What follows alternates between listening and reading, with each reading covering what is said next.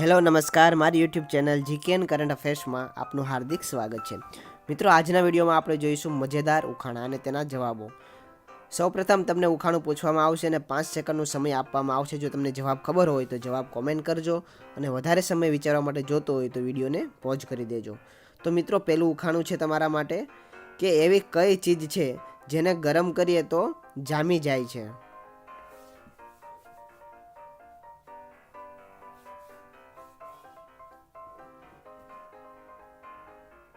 તો મિત્રો, આનો જવાબ છે ઈંડું. ઈંડાને આપણે ગરમ કરીએ એટલે અંદર જે માલ હોય છે એ જામી જાય છે અને ઘણી બધી બીજી વસ્તુઓ એવી હોય છે જેને ગરમ કરવાથી તે ઓગળી જાય છે. હવે જોઈએ ઉખાણું બીજું કે અંગ્રેજીમાં એવું કયું વાક્ય છે જે બંને બાજુથી લખવામાં સરખું જ હોય છે. એટલે તમે આગળથી લખો અથવા પાછળથી લખો, બંને સરખું જ થાય છે.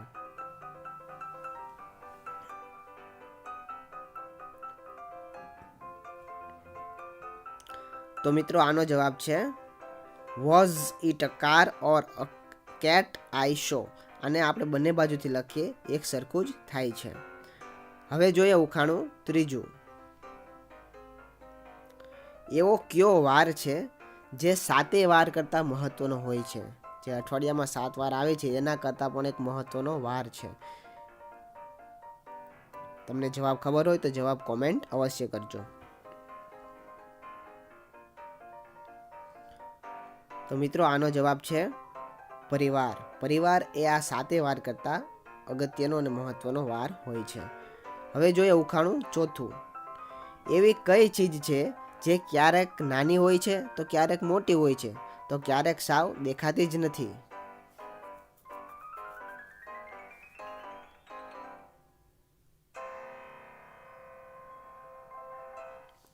તો મિત્રો, આનો જવાબ છે ચાંદ, એટલે કે ચાંદો. ચાંદો ક્યારેક નાનો હોય છે, ચાંદો ક્યારેક મોટો હોય છે. તો અમાસના દિવસે તો ચાંદો દેખાતો જ નથી. તો આનો સાચો જવાબ છે ચાંદ. હવે જોઈએ ઉખાણું પાંચમું કે એવું કયું વાક્ય છે જેમાં ઉર્દુ, હિન્દી, અંગ્રેજી અને પંજાબી ભાષાનો ઉપયોગ કર્યો છે. એટલે કે એક જ વાક્યની અંદર આ 4 ભાષાનો ઉપયોગ કરવામાં આવેલો છે.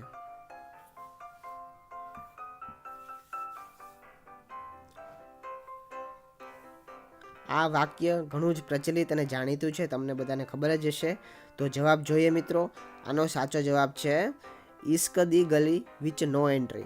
આ એક હિન્દી પિક્ચરનું, બોલિવૂડનું એક ગીત છે. સોંગનું નામ છે ઇશ્ક દી ગલી વિચ નો એન્ટ્રી. તો આની અંદર ઉર્દુ, હિન્દી, અંગ્રેજી અને પંજાબી 4 ભાષાનો શબ્દનો ઉપયોગ કરવામાં આવેલો છે.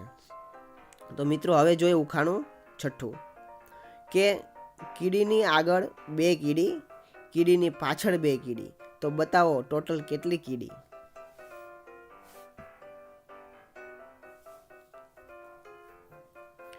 કીડીની આગળ 2 કીડી, કીડીની પાછળ 2 કીડી, તો બતાવો ટોટલ કેટલી કીડી.